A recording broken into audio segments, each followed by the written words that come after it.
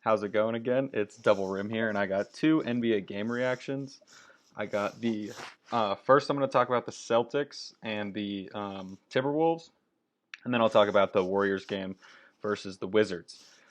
Now, to start off with the Timberwolves have been on a hot streak lately. I think they're like 20-9 in their last 30, so they've been playing extremely well. Now, when you look at the talent on their team, it makes sense. Like at the beginning of the year, I have a friend who's a Timberwolves fan, and I've been saying they have the talent to be a really good team. They have Karl Anthony Towns, All Star, D'Angelo Russell. Yeah, at this point in his career, probably in the West too. He's kind of a fringe All Star. And then Anthony Edwards, top number one pick in the draft. So that's three incredibly talented guys right there. Plus, you got Jared Vanderbilt, who I love. Just a great hustle player. Not really a good offensive player, but he does what he can. He cuts to the rim, he dunks, he catches lobs. So he's a valuable player in my opinion when I watch games, and his defense and rebounding is so incredible. And then also they got Pat Bev, who think what you want about Pat Bev as a person, but he can hoop, and he is just a winning player who brings a good defensive culture and is a good leader in the locker room and on the court. So, looking at their top five guys, they're really talented. They do struggle once you start going into the depth chart a little bit. Usually in the playoffs, if you want to be a competitive team, you need 8 guys at least who are good. 7 minimum. And Jalen Noel is their 6th guy. Naz Reid, Jordan McLaughlin, like those are their 3 like bench players who get a lot of minutes, and they're just not that great of players. Noel can kind of get hot. He's a streaky kind of scorer. McLaughlin is, I don't know, he's a weird player. I don't know. I just feel like he's solid at defense, but that's really it. And he's undersized too, so he's kind of like not as much of a positive as he could be. And then Naz Reid is just a weird backup center for Karl Anthony Towns because he also isn't a good rim protector.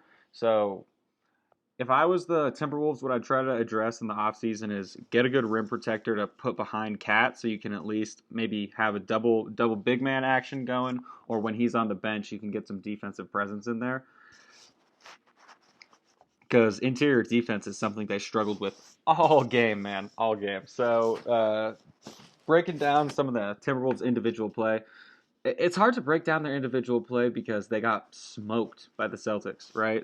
They just got smoked. D'Angelo Russell didn't have a good game. Cat, he's recently been playing a lot better. Something I've criticized him for his whole career is that he just stays on the perimeter. And, Charles Barkley doesn't make a lot of good points, but when he does, he's made some good points. And one of them was pretty recently, he was talking about big men in the NBA, and that a lot of your value as a big man comes from not necessarily getting easy baskets in the paint or posting up, because post-up offense isn't terribly efficient. But what you can do, and what is super valuable, is as a big man and as like Karl Anthony Towns, by attacking the paint hard and strong, you can get the other team's opposing rim protectors into foul trouble, and their opposing players into foul trouble. So, which puts your team in the bonus, which helps get rid of the other team's presumably best rim protector. And that's just kind of like a double whammy of value that's created from attacking the paint. But, Karl Anthony Towns has been more aggressive in attacking the paint.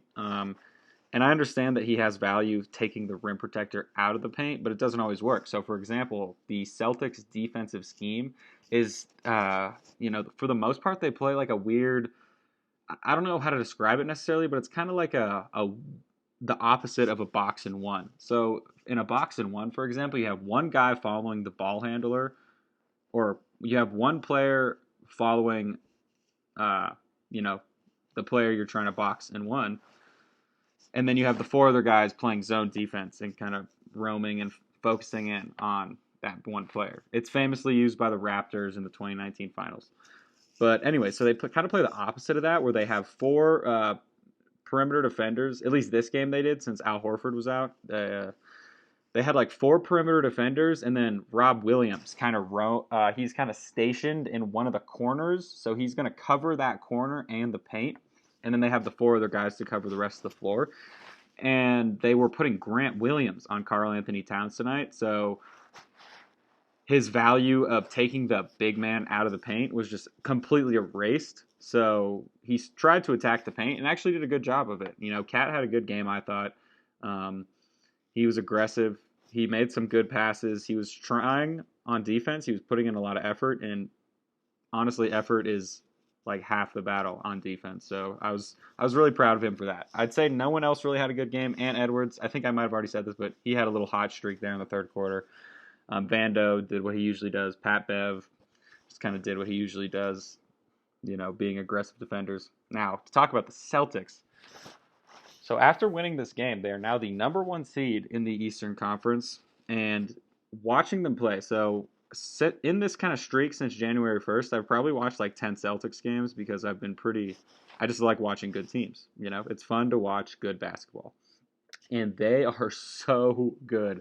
They honestly look like a 60-win team. Like how they're playing right now, they are a 60-win, maybe like 65-win team, but they're disguised as their record is 48 wins. So they're like a 60, 65-win team disguised as a 48-win team because of their struggles at the start of the season. And I understand that matters, but right now, they are, in my opinion, top three. No, in my opinion, they're the best team in the East. Just because I'm not really super confident in the Bucks repeating. I'm really not confident in Sixers or the Nets. The Nets just have their defense isn't good enough, and the Philadelphia 76ers literally just have a playoff choker as a coach, a playoff choker as their lead guard, a Tyrese Maxey second-year player. It's just, inexperience. You just can't trust inexperience. And then Joel Embiid, as great as he is, he's struggled in the playoffs as well. So I just don't have a lot of faith in them. Miami, with their recent struggles, I'm not really sure what to think of them. Miami is still probably pretty good. Depending on how the standings shake out, I could see like Miami playing the Celtics in the conference finals because, like I said, I'm pretty low on the Bucks. I won't go into that here. My bad. So that's the Eastern Conference standings. Celtics are one. But anyways, to get back to the Celtics' actual game, they played amazing, man. They, like I was talking about earlier, they have this interesting scheme with Rob Williams this game, and without Al Horford, they didn't have to use Al Horford as a perimeter defender. So they were just locking up, and literally, they just lock up every team they play, and they switch heavy. They're full of like big, young, athletic guys, and that's the crazy thing about the new NBA with players coming in at like 19 consistently. You can be like an 8-year veteran and you're only 27. Like you can be in the league for 8 years and you're only 27, still in your like athletic prime, but also you've been in the league for 8 years and are an incredibly experienced player. So, even though Jason Tatum hasn't been in the league for 8 years, like he's a veteran now. Jaylen Brown, a veteran now. Marcus Smart is a veteran. Like their whole team is just filled with veterans who've been in the league for 5 or more years, but they're all still young and athletic. So they can just cover so much space, and they're all long. And Jason Tatum, I used to think he was a horrible defender like last year, but he has really stepped it up. He is by far their best player. He's great at defense. He's gotten so good at playmaking, and he's still a great ISO scorer. And something I noticed about the Celtics, like while watching them, and especially in this game, they just know how to play with each other. Like at the start of the season, if you ever watch them, they just didn't know how to play with each other. They were super unconfident. They would, to describe it like what they're doing now. So, for example, there was a play where Jaylen Brown, he's kind of a tunnel vision guy. He's not the greatest playmaker in the world. So, some would think, okay, that's his responsibility to get the ball to the open teammates when he's double teamed, and it is. But the Celtics realize Jaylen Brown's not going to, or Marcus Smart realizes that the Jaylen Brown's not going to develop those skills immediately. So Marcus Smart, so Jaylen Brown attacks the paint, gets doubled, and Marcus Smart is at the top of the key. Not really a good line of sight for Jaylen Brown. So Marcus Smart moves to the left wing where Jaylen Brown can see him incredibly clearly, and he's wide open. So he helped Jaylen Brown. He helped Jaylen Brown find him for a wide open shot, and that's just the kind of thing good teams do. You know, they move without the ball, and that was something that they got criticized for early in the year. But they're moving all the time off the ball. You know, Tatum goes one way, they come around, they start switching. You know, maybe Pritchard runs to the other corner. You know, they're moving a lot, and movement just creates wide open shots, and makes the defense keeps the defense on their toes. So that was something I noticed that was really great by the Celtics on offense, because that's honestly where their questions are. Like, their defense is just unbeatable. Like I was saying, athletic, strong, long, switching, elite rim protector in Rob Williams. Also on the offensive side of things, Rob Williams was getting tons of offensive rebounds, a bunch of putbacks. They couldn't keep him off the glass. And the Celtics just play so hard and with so much effort. And they just... If I was to give a prediction right now, I think the Celtics, you could say this is reactionary, but my reaction is based off of this game plus the 10 other games I've watched since January 1st, plus all the blowouts I notice on ESPN, like scores the next day or whatever. So they're incredibly good. I have the most confidence in them out of any team in the East, and I think that it will be the Celtics coming out of the East. Like, you can't change my mind on that.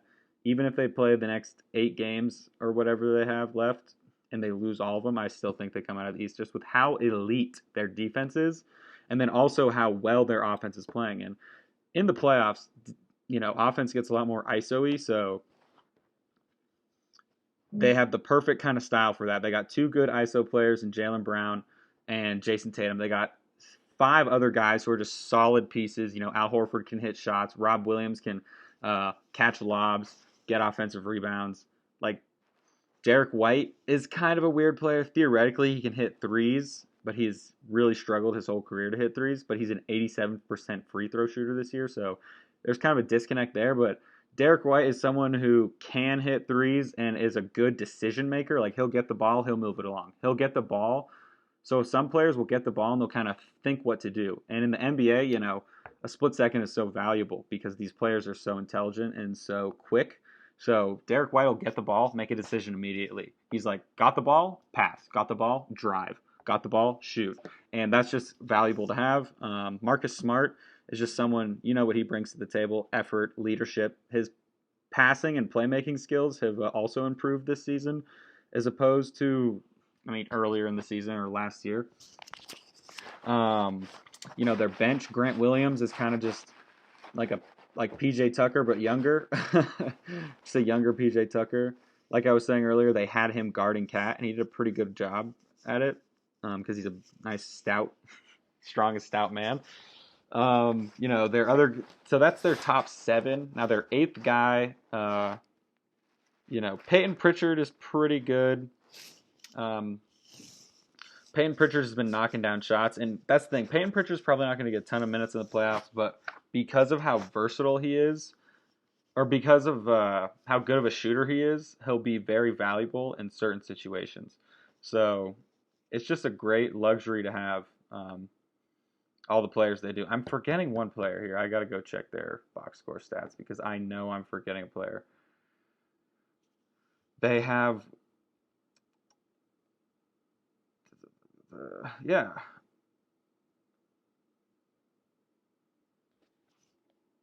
Maybe I'm not forgetting someone. I swear I'm forgetting someone. I'm sorry, guys. This just makes the video a little longer, and I already know I'm kind of a long-winded person.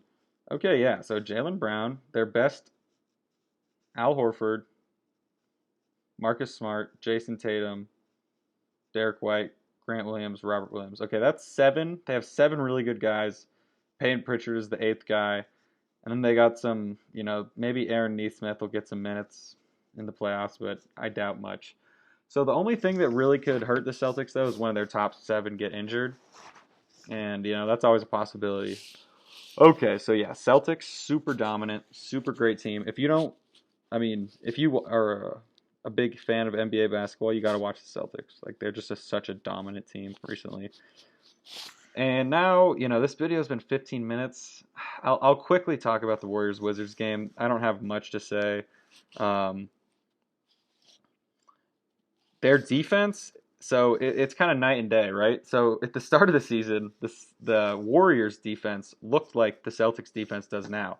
And it's completely switched. So early in the season, the Warriors were contesting like every shot, no easy buckets. They were doubling, having help. So something that I've noticed happens a lot is when teams like leave help off the corner, for example. So let's say player A, let's just say let's just say Anthony Edwards for simplicity's sake. Okay, Anthony Edwards drives down the lane, right?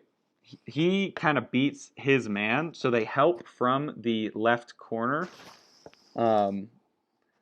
They help from one of the corners, right? And something that teams try to do is with their length, they try to block the corner pass from the drive.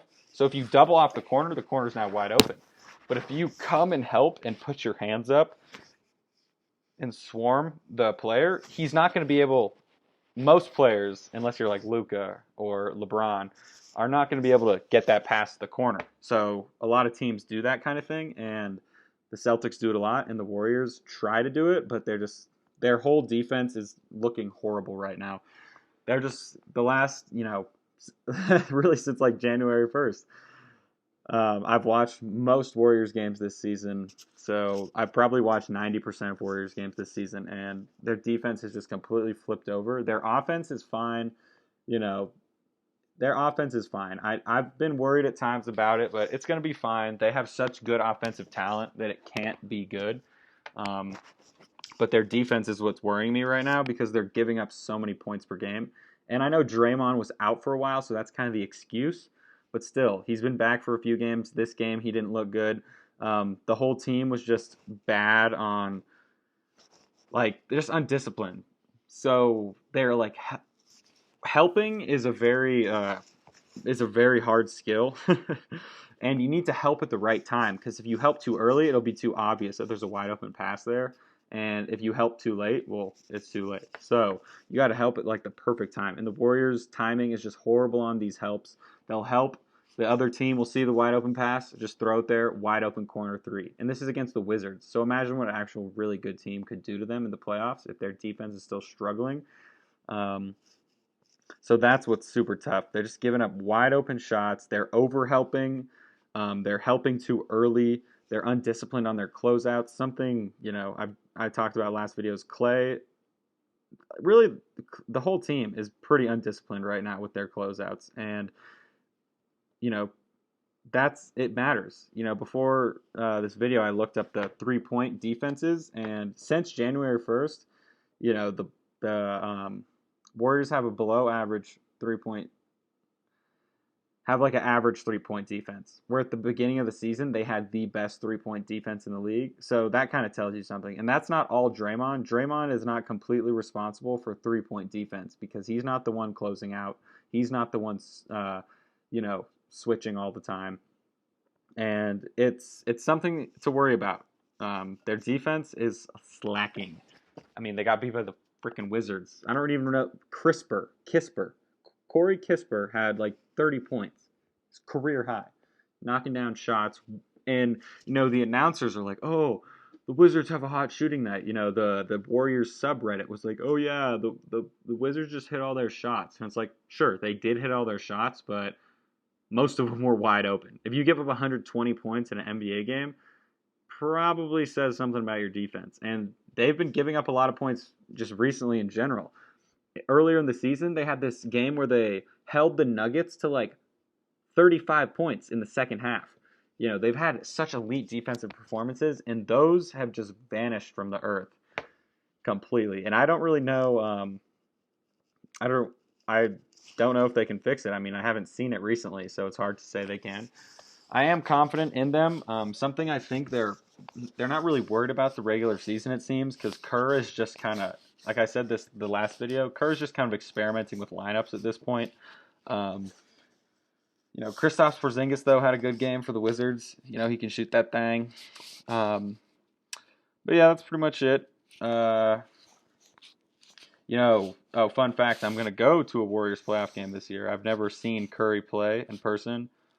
So I'm a Blazers fan, and I've been to a bunch of Blazers games and Rockets games because I got family in Portland and Texas and stuff. And I've seen the Warriors twice, but both times Curry didn't play. And I just got to see him once before he retires. And I'm gonna go to San Francisco, check out a playoff game, and yeah. So I'm not gonna make a video while I'm in San Francisco. But that's in a few weeks. The playoffs don't start till the 16th. So yeah. Anyways, though, good basketball watching today. So I'm gonna try to watch different teams, so it's not just about the same team every time. So for example, I'm probably not gonna be reviewing any Pacers Magic games. I'm sorry. I'm gonna try to review playoff teams and maybe some play-in teams, but at this point, the Lakers and I'm gonna watch all the playoff teams and review them for y'all. Thank you for watching, though. Have a nice day. Subscribe, hit the bell, do whatever you want. It's YouTube. You've seen everyone say it. And yeah, peace out. Double Rim is signing off, boys and girls.